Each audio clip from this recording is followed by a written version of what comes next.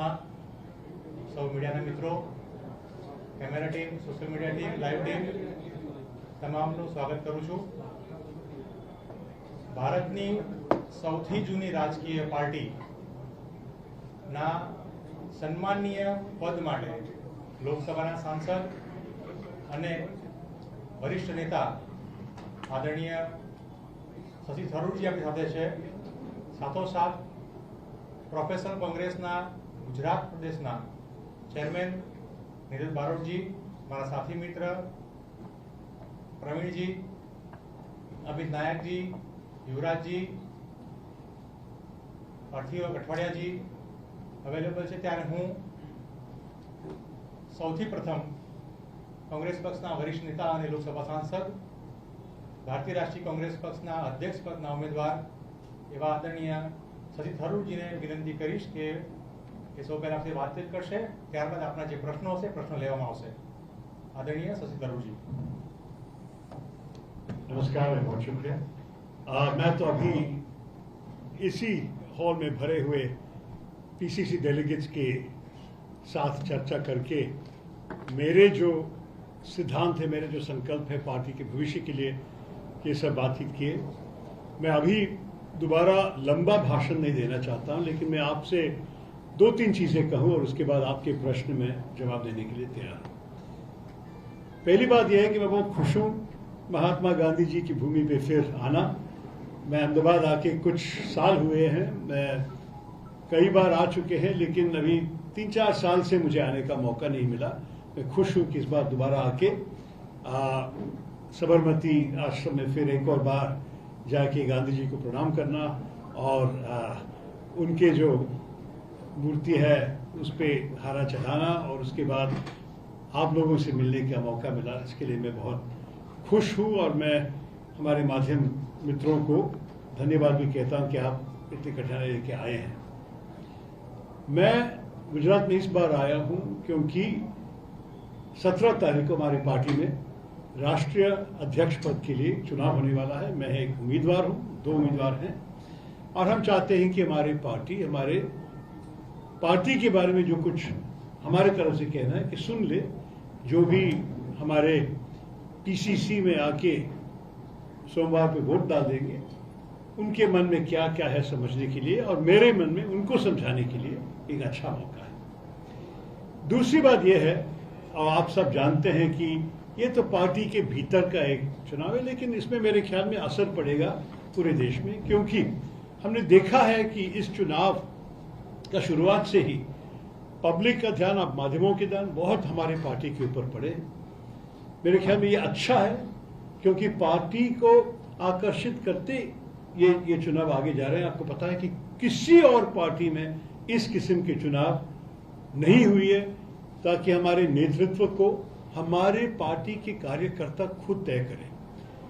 ये मेरे ख्याल में बहुत अच्छा उदाहरण है पार्टियों के लिए कि दूसरे पार्टी को सोचना चाहिए कि वो कैसे उनके नेतृत्व को चुन लेते हैं. हमें कोई आइडिया नहीं, जैसे कि भाजपा उनके नेता, उनके अध्यक्ष को चुन लिया, एक दिन अखबार में पढ़ते हैं कि किसी और का नेता बनाया. यहाँ तो हम हमारे कार्यकर्ताओं से पूछ के तय करेंगे, तो बहुत अच्छी बात है. और अंत में मैं ये भी कहना चाहता हूँ कि जो प्रोसेस हमारे चीफ इलेक्शन अथॉरिटी गुजरात का है, श्री मधुसूदन मिस्त्री, वो जो कर रहा है, मेरे ख्याल में ये सिस्टम बहुत अच्छा है. आज उन्होंने दिल्ली में एक प्रेस कॉन्फ्रेंस चलाया, उसने बताया कि ये सीक्रेट बैलेट होगा. उन्होंने बताया कि इस वोटिंग में जो मतदार आएंगे, ये वोटिंग कागज में उनका एक छोटा सा स्लिप होगा जिसमें उनका वोटिंग का हक दिखाएगा, उनका सीरियल नंबर क्या है पीसीसी डेट के ग्रुप में. वो फाड़ने के बाद सिर्फ प्लेन कागज में वो वोट देंगे. प्लेन कागज मतलब जिसमें कोई इशारा, कोई निशान नहीं है, कोई नाम नहीं है, ताकि वोटिंग तो गोपनीय हो और किसी को पता नहीं कि कौन किसको वोट किया. सारे वोट एक बैलेट बॉक्स के अंदर जाएगा, उसके बाद सील हो जाएगा.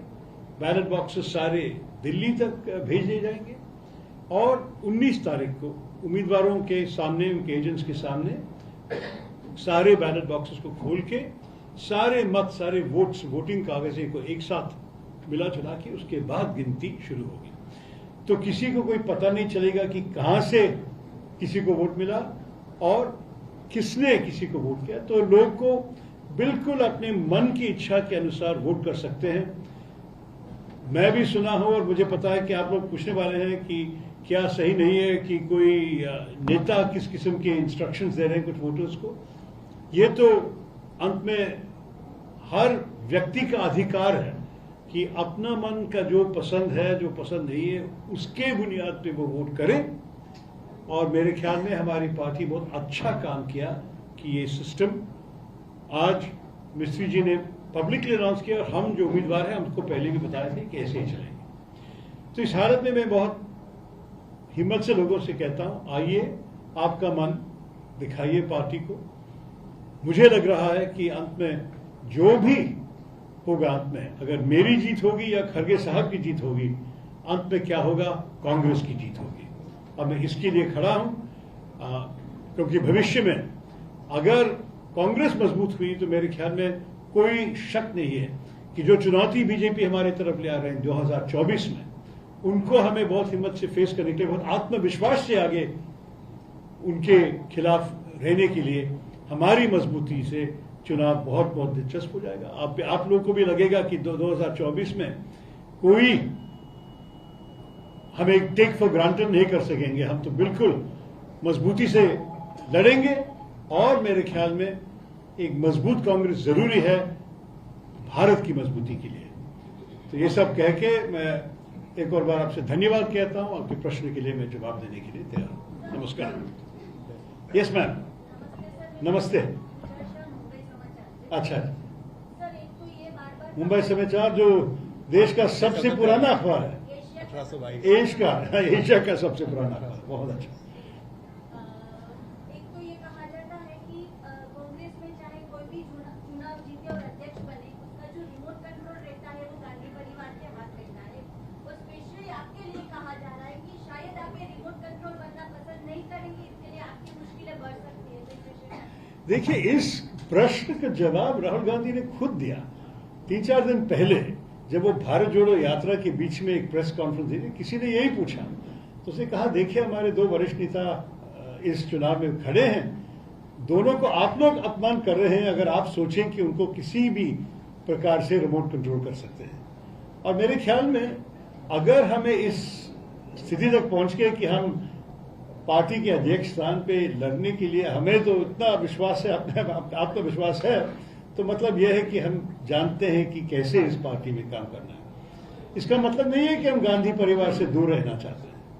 गांधी परिवार हमारे पार्टी के बहुत बड़ा एसेट है। मैं चाहता हूं कि गांधी परिवार, उदाहरण ले लूं तो राहुल गांधी जी, जैसे मैंने कह रहा था हमारे डेलीगेट्स को, जो वो भारत जोड़ो यात्रा में कर रहा है, ये बहुत बहुत अच्छी बात है हमारे पार्टी के लिए।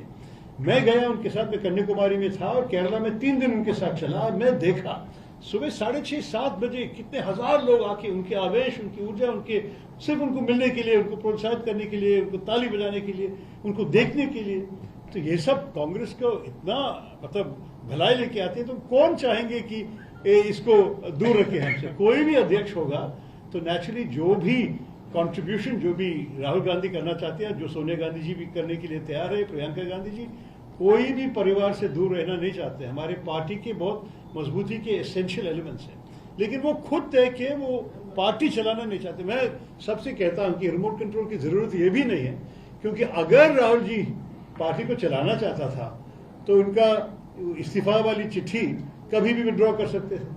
वर्किंग कमेटी स्वीकार करते होंगे अगर उसने कहा कि ठीक है मैं वापस लेता हूं और मैं आगे बढ़ूंगा आपके साथ, क्योंकि जब 2017 में उनको वोट मिला वो 5 साल के लिए था और ये 5 साल अभी भी पूरी नहीं, मतलब नवंबर तक है। तो अगर वो चाहता था तो वो हो सकता था, लेकिन उसने स्पष्ट कहा कि वो नहीं चाहता है। तो इस हालत में ही मैं और खरगे साहब आगे बढ़ रहे हैं। पार्टी प्रेसिडेंट इलेक्शन के बाद में G23 संघ जो कांग्रेस में है, आप भी उसी के सदस्य हैं, उसका स्टैंड क्या होगा और पार्टी का जो भी रिजल्ट होगा उसका भारत जोड़ो यात्रा पे क्या इम्पैक्ट है? देखिए, ये सदस्य अब कहते हैं जैसे कि G23 एक संगठन है, ऐसे कोई संगठन कभी नहीं रहा। नहीं, अब मैं क्योंकि माध्यमों ने ये बना दिया तो मुझे एक्सप्लेन करना पड़ेगा क्यों। क्योंकि कोविड के समय जब हमारे 2-3 वरिष्ठ नेता चिट्ठी लिखना चाहते थे, वो करीब 100 लोग से संपर्क किए, जिनमें से मैं भी शामिल था। और 100 लोग के समर्थन के साथ उन्होंने तय किया कि चिट्ठी भेजेंगे। लेकिन कोविड का लॉकडाउन का समय था और सब लोग को दिल्ली नहीं आ सका चिट्ठी साइन करने के लिए, दस्तखत करने के लिए। इसलिए सिर्फ वो जो 23 लोग जो अगर दिल्ली आ सके या दिल्ली में रहते थे उनके दस्तखत के साथ ये चिट्ठी आ गई। मैं तो ये 23 लोग को एक समय एक कमरे में कभी नहीं देखा, तो सदस्य मत कहिए, मैं तो सदस्य हूं संसद का, मैं G20 और कांग्रेस पार्टी का, लेकिन G23 का नहीं। दूसरी बात यह कि आपको अच्छी तरह मालूम है कि जो भी G23 चिट्ठी में लिखा, मैं तो इससे कोई दूरी नहीं की। और मेरे जो घोषणा पत्र है, घोषणा पत्र जरा सा लंबा है, जिसे हमने समरी लेके आया, जो यहां आप देखेंगे थरूर के 10 सिद्धांत, मतलब 20-25 पेज का घोषणा पत्र को हमने 10 पॉइंट में करके हिंदी में है और हमारे पास अंग्रेजी में भी है। मैं मेज पे छोड़ता हूं, जो भी माध्यमों को लोग आपको रिफ्रेशर कोर्स चाहिए इसमें है, हम इस पे चर्चा किए हैं डेलीगेट्स के साथ भी। तो मैं सिर्फ ये कहूंगा कि ये सब इनमें से जो भी G23 ने मांगा, हमारे पार्टी में विकेंद्रीकरण, हमारे पार्टी में ज्यादा कॉन्सल्टेशन, ज्यादा बातचीत, कि सब लोग अच्छी तरह से एक साथ काम करके सहयोग हो जाए, ये सब मेरे भी घोषणा पत्र में है।